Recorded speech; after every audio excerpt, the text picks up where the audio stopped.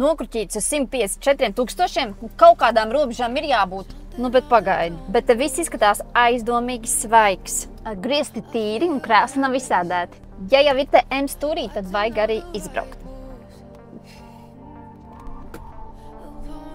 Līdz šim šādu stāvokļu BMW es neesmu braukusi. Pēc testdrive ir sajūta, ka viņai ir vēl mazāks nobraukums nekā 154 000. Un tas ir 2012. gada X5. Protams, ka 3-litrīgs dīzels. Salonā viss ir skaisti gan vizuāli, gan tehniski. Šim auto panelī Ziemassvētki vēl nav bijuši.